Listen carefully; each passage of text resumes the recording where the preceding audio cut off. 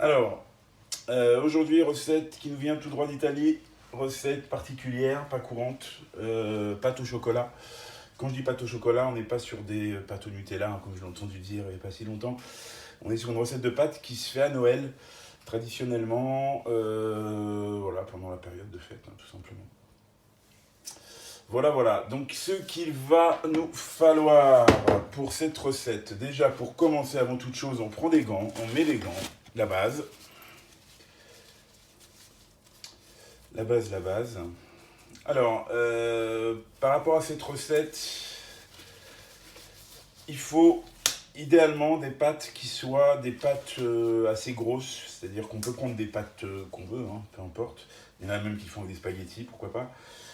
Moi, perso, je préfère les pâtes de type au minimum penne en taille, voire plus tortellini ou, je sais pas moi, macaroni, gros macaroni, ce genre de choses. Voilà, des pâtes comme ça en fait, idéalement. Ce diamètre-là, ce gabarit-là, c'est bien. Après, c'est une question de goût encore une fois. Donc, pour cette recette, on part sur 250 g de pâtes sèches. Ensuite, 150 g de noix hachées. Alors, j'ai pris des cerneaux que j'ai concassés. Il ne faut pas non plus que ça soit en poudre, il faut juste les concasser grossièrement, voilà, comme ça. Enfin, un petit bout quand même, mais pas trop non plus. Ensuite, 100 g de chocolat noir. Alors, j'ai pris ce type de chocolat-là. Voilà, sans faire de pub. Qu'il faut râper, donc je l'ai déjà râpé, je me suis avancé, je l'ai râpé comme ça avec une râpe de ce type là car ça râpe très fin, mais si jamais vous n'avez pas de râpe comme ça, hop là, tant pour moi, une râpe comme ça fait bien le boulot aussi, une râpe comme ça c'est impeccable. Les ingrédients, donc je n'ai pas fini, 50 g de chapelure fine, voilà, donc moi je l'ai fait assez fine et je l'ai tamisé pour être sûr d'avoir que des petits morceaux. Le sucre, 100 g de sucre, alors au choix, soit sucre blanc 100%, moi ce que j'ai fait un mix, toujours pareil, pardon, un mix avec ce sucre-là, j'ai mis 30% de ce sucre-là et 70% de sucre blanc normal, donc sur 100 g ça fait 70-30. 15 g de chocolat amer en poudre de ce type-là, voilà, alors pas du Nesquik hein, bien évidemment, on est sur du chocolat amer, comme ça par exemple. Voilà. Et pour les pâtes, voilà, moi j'ai pris ça pour vous montrer clairement. Mais bon, après, encore une fois, on fait ce qu'on veut. Le zeste d'un citron sera requis. Alors, encore une fois, le zeste, quand je dis le zeste, c'est vraiment que le jaune. C'est-à-dire que voilà, là, j'ai un citron que je n'ai pas zesté. Là, j'ai un citron que j'ai zesté et on peut voir qu'il est encore jaune. Il n'est pas blanc, voilà. C'est-à-dire que j'ai vraiment pris que la partie jaune. J'ai laissé même une partie jaune sur le citron. On prend vraiment que la première couche, la plus fine possible. Ensuite, bon attends, ça j'en ai plus besoin, les gants on n'a plus besoin, ils sont sur ma main. De la cannelle, une pincée de cannelle. Voilà. Une pincée de muscade. Voilà. Cannelle, muscade. Et, alors chose un petit peu compliquée à trouver ici, de l'Arkems. Alors qu'est-ce que c'est que l'Arkems? C'est ça. C'est un alcool. Un alcool italien qui s'utilise quasiment que dans la pâtisserie. Parce que c'est pas mauvais à boire comme ça, hein, mais bon, c'est pas non plus le but principal. Voilà à quoi ça ressemble la bouteille. C'est donc de l'Arkems pour la pâtisserie. C'est écrit dessus. Après, si jamais vous n'avez pas ça, dans certaines régions de l'Italie, ils mettent du miel à la place. Après, c'est en fonction des régions. Là, la version que je fais, c'est la version romaine. Celle qui se fait traditionnellement à Rome à Noël. Voilà, voilà. Donc maintenant, on va commencer. J'ai mon eau qui chauffe, je vais commencer à faire chauffer mon eau.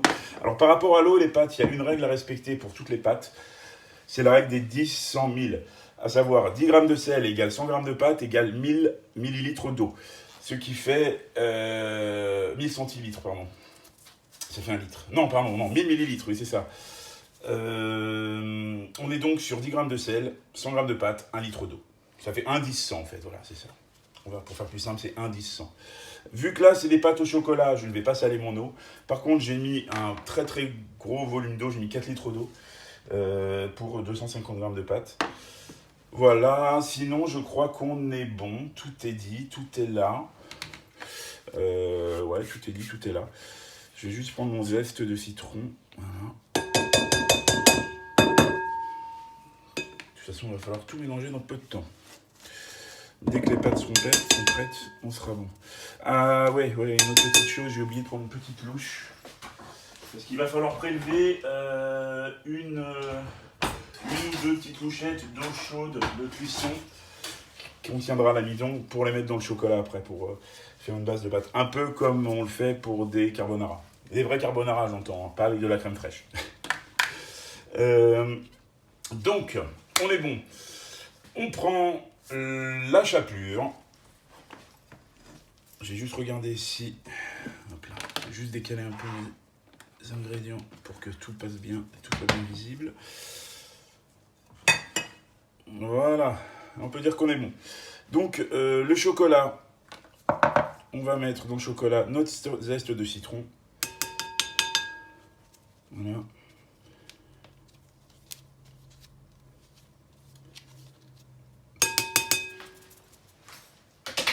Comme ça, c'est fait.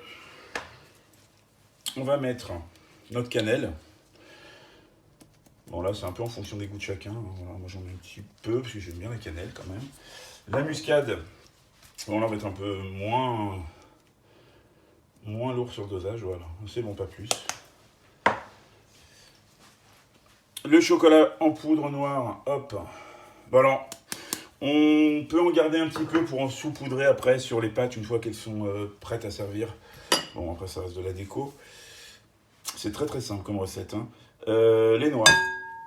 Voilà, on met nos noix, on met notre chapelure. On met notre sucre. Donc faire plus simple que ça, comme recette, c'est compliqué. Là, on mélange juste. On mélange bien.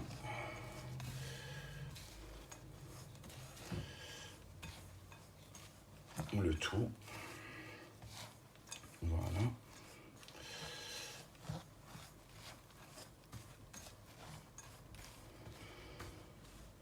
Donc en gros, finalement, il ne reste plus que très peu d'ingrédients à mettre. Il reste les pâtes et l'Arkems et c'est tout. Donc ouais, comme je l'ai dit, si jamais vous ne trouvez pas d'Arkems, n'en mettez pas. Ou alors sinon, si vraiment vous voulez apporter un petit goût en plus, vous mettez un petit verre comme ça de miel à la place. Bon voilà, là on est bon, on a notre base qui est prête. Vous voyez, il faut que le chocolat soit très fin quand même, il faut que ça soit vraiment poudreux quoi limite. Voilà, faut qu'il y ait la finalité et pas des gros copeaux de chocolat quoi. C'est pour ça qu'il est important de le râper avec une râpe fine. Tout ça c'est simplement pour permettre que, avec l'eau chaude et les pâtes chaudes, tout puisse s'amalgamer correctement. Voilà. Bon, là mon eau commence à frémir, je vais mettre mes pâtes. Je mets mes pâtes pendant une petite dizaine de minutes. Et on revient après donc pour la préparation et le mélange final. Voilà. Je vais juste prendre une grosse louche pour mélanger. Parfait. Bon, je coupe la vidéo et je reprends avec la partie 2 dans quelques minutes quand mes pâtes seront finalisées de cuire. Pour tout vous dire, j'avais pensé que mes pâtes, le temps que je fasse ça, je pensais que l'eau aurait été déjà suffisamment chaude. Quand j'ai commencé la vidéo, ce n'était pas le cas. Je pensais que mes pâtes auraient été prêtes maintenant, comme ça j'aurais pu enchaîner directement. Mais c'est pas grave, tant pis. Il y aura donc plusieurs parties. Bon voilà, à toutes pour la suite. Ce n'est pas gentil. Ouais, ce n'est pas gentil.